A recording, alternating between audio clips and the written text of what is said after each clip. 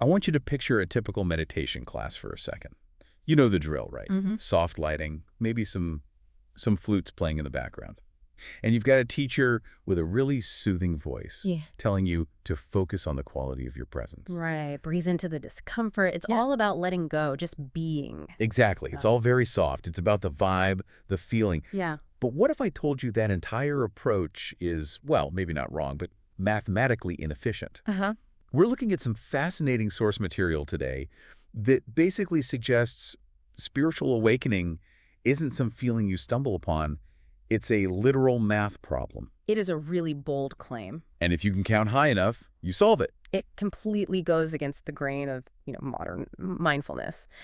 We're diving into the teachings of a figure known as Osman. Sometimes he's called the man from Oz or the blind Muslim yogi. Okay. And his take on what he calls mantra science is, well, it's rigid, it's mechanical, and it is incredibly specific. Mechanical is the perfect word. It doesn't feel like religion at all. It feels like we're looking at the engineering blueprints for the human soul. And that's really the mission of this deep dive. We're moving past the basic relaxation stuff into what he calls advanced mantra practices. He's laying out a roadmap where you literally count your way to cosmic consciousness. And we're not talking about counting to 10 here. Oh, no, the numbers are staggering. We are talking millions. So let's just start with that core philosophy, because this is where he loses a lot of modern yogis right out of the gate. It's this whole argument of quantity versus quality. Right. Every teacher I've ever had says, it's not how many times you say the mantra, it's how much you mean it. And Osman just flips that on its head. He's not saying quality doesn't matter, but he argues that relying on feeling it is a trap. A trap. Yeah. He says that approach maybe works for 1 in a million people. For the rest of us, if you're sitting there waiting to feel divine, you're just going to get distracted by your grocery list. I feel seen. That is exactly what happens. I sit there trying to find enlightenment, and I just end up thinking about what's for dinner. We all do. And his point is you can't use the mind to fix the mind. You need a mechanism. He argues that quantity is the thing that forces quality to emerge. It's physiological. Okay, so it's not a mental exercise, it's a physical one. Exactly. Think of a mantra not as a prayer, but as a sound vibration, a frequency. If you repeat that frequency in your body enough times, the physiology has to change. You vibrate your way there. So it's kind of like brute force enlightenment. In a way, yeah. That actually makes a weird kind of sense if you think about it, like athletic training. How so? Well, you don't go to the gym and just, feel strong for 5 minutes. You do the reps. You literally tear the muscle so it rebuilds stronger. That's the perfect analogy. And just like weightlifting has sets and reps, mantra science has a baseline number. And it's fascinatingly specific. Right, the baseline. So most people who've dabbled know the number 108. That's a standard round on a set of mala beads. But Osman says that's not enough. For this specific science, the magic number for your daily baseline is 1,080. Okay, so 10 rounds of the beads. But why that specific number? Why 1,080 and not just a clean 1,000? It all comes down to the number 8. Right. The 8 is heavy with symbolism. It refers to the 8 qualities of God, but more practically for the person doing the work. It refers to the 8 siddhis. Siddhis. Okay, we should probably define that. Sure. A siddhi in yogic tradition is essentially a superpower, a mystical capability that you can unlock through intense spiritual practice. So by hitting that specific number, 1,080, he's saying you're tuning your body to the frequency of these powers. What's the idea? And we're not talking about being a better listener as a superpower. The source material gets pretty wild here. It does. He lists the classical siddhis, things like the ability to make your body heavier than a mountain. Heavier than a mountain. What does that even mean in practical terms? In the texts, it's described as becoming immovable, like literally nothing can push you over. And then you mentioned the opposite, becoming lighter than a feather. Levitation. Basically, yeah. He also talks about shifting size from macro to micro, and then one that's a bit more psychological. Which is? Absolute control over your own will, and potentially over the minds of others. Okay, that sounds a little villainous, doesn't it? Control over the minds of others. It does. But he's quick to clarify, and this is super important, that the powers aren't the goal. They're a side effect. They're just road signs telling you you're going fast enough. The real purpose is the evolution of your consciousness to feel one with the universe. So levitation is just a cool party trick on the road to enlightenment. Essentially, it's proof of concept. Right. But to get there, you have to do the work. Right. And 1,080 a day? That's just the minimum. That's the maintenance dose. To really beat the game, you have to hit the gold standard. The 1 crore. Which is a term from the Indian numbering system for 10 million. 10 million repetitions. That's the price tag for mastery. I want to just pause on that number. 10 million. That sounds impossible. It feels that way. I'm trying to visualize counting to 10 million, and my brain it feels infinite. It does, but this is where it gets practical. He actually breaks down the timeline. He treats it like a project plan. Okay, walk me through the math. Let's say I'm a normal person, I'm diligent, I do my 1,080 every single morning. How long does it take me to get to 10 million? Okay, so that's scenario A, the standard practitioner. You never miss a day. You're looking at roughly 27 to 30 years. 30 years. That's a mortgage. That's raising a kid from birth until they're out of college. Wow. It's a lifelong path. But he suggests you can speed it up. As you get proficient, your tongue gets faster, your focus gets sharper. So that brings us to scenario B, the accelerator. Right. You triple the daily volume to about 3,000 repetitions a day. And how long would that take? He says a set of 1,000 might only take 30 or 40 minutes once you're in the flow. So do that 3 times a day, and you cut the timeline down to about 9 or 10 years. A decade is way better than 30 years. But still, 2 hours a day of chanting is a massive commitment. It is, which is why scenario C is only for the truly obsessed, the pro level. And that is 10,000 repetitions a day. 10,000. Do that, and you reach the 10 million mark in just 3 years. 3 years to cosmic consciousness. I mean, that sounds tempting. It does. But hold on, 10,000 a day. Even if you're fast, that's what, 6-7 hours of chanting? At least. It becomes your full-time job. Your social life is gone. Your Netflix time is gone. You are basically a monk living in the city. And he even gives a more extreme example, right? Oh, yeah. The outlier. He talks about a teacher he knew who did 100,000 repetitions per day. 100,000? How is that even physically possible? It seems impossible, but this teacher supposedly hit the 1 crore mark in just over 3 months. 3 months? That's like an ultra marathon for the soul. It really is. But what about the technique?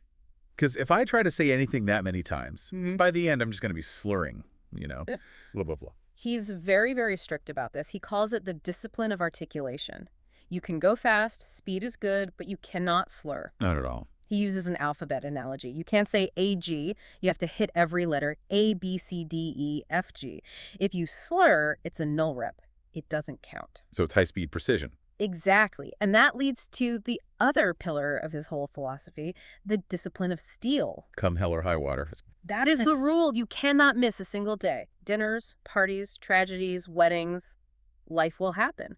But the practice has to be non-negotiable. Like brushing your teeth. Precisely. You don't skip brushing your teeth because you went to a birthday party. You just find a way to do it. I like that, but it's also so intimidating. It just removes all the romance from spirituality. It's just work, clocking in at the factory. But that's the appeal for some people. It removes the ambiguity. Do the work, get the result. Now, there's a huge twist in the source material that I did not see coming. Usually, with this kind of high-level spiritual stuff, Kundalini, siddhis, the number one rule is always get a guru. You need a guide. Right. Don't try this at home. That's the standard warning. But Osman says the complete opposite. He says, don't trust the gurus. He is incredibly blunt about it. He believes 99% of gurus are, in his words, ruthless. He calls them energy thieves. Energy thieves? Yes. Like spiritual vampires? Pretty much, yeah. His theory is that when you go to a guru for initiation, for diksha, they scan you with their spiritual eye. Okay. And if they see you have dormant gifts or a big battery of energy, they'll initiate you just to create a tap. They steal your power to fuel their own status. That is terrifying. So you think you're getting a blessing, but you're actually becoming a power source for somebody else. That's exactly how he describes it. So his solution is radical self-reliance. You have to initiate yourself. But how? If I've got all these blocked energy centers, how do I do that safely on my own? He points to pranayama, breath work. He claims his method is actually superior to a guru's touch. How so? Well, he says gurus typically only clear blockages along the spine, the main highway. But a rigorous self-practice using pranayama unblocks all 114 energy centers in the body. 114. I didn't even know there were that many. Yeah.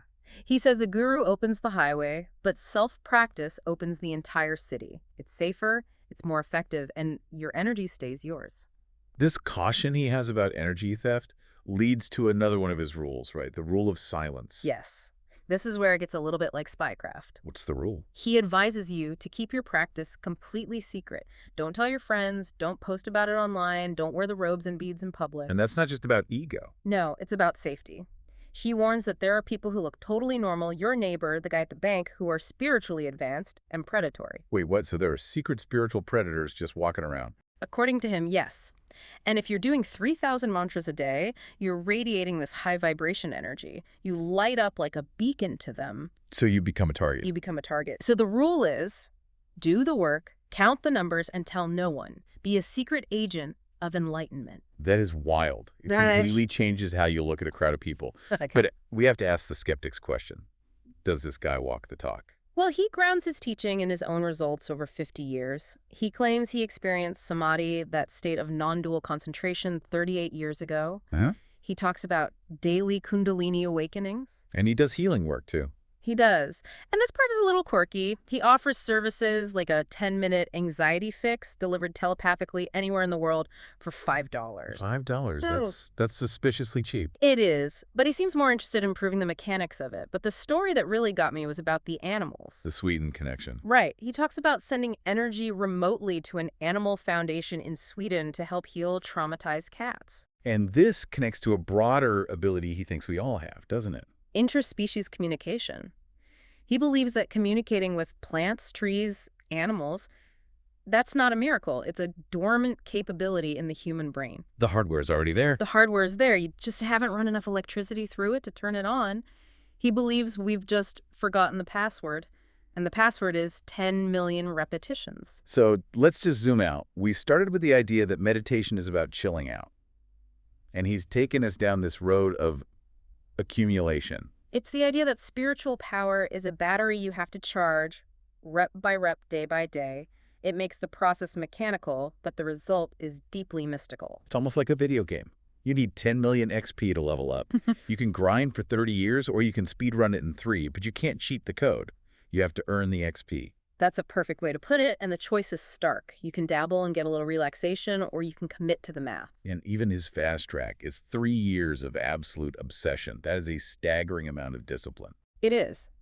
But you're not just changing your mind, you're changing the vibrational frequency of your biology. You're upgrading the antenna. And doing it all in secret while dodging energy vampires. Definitely not the yoga class you signed up for. So here's the final thought we want to leave you with.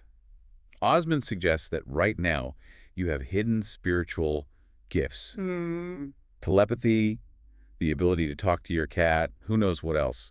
Just sitting there, dormant. And if the math is real, if 10 million repetitions is the key to that lock, just think about where you could be 3 years from now. If you started counting today, who or what would you be? And the real question is, are you disciplined enough to do it and smart enough to keep it a secret? That's the question. Thanks for listening to The Deep Dive. Keep counting. See you next time.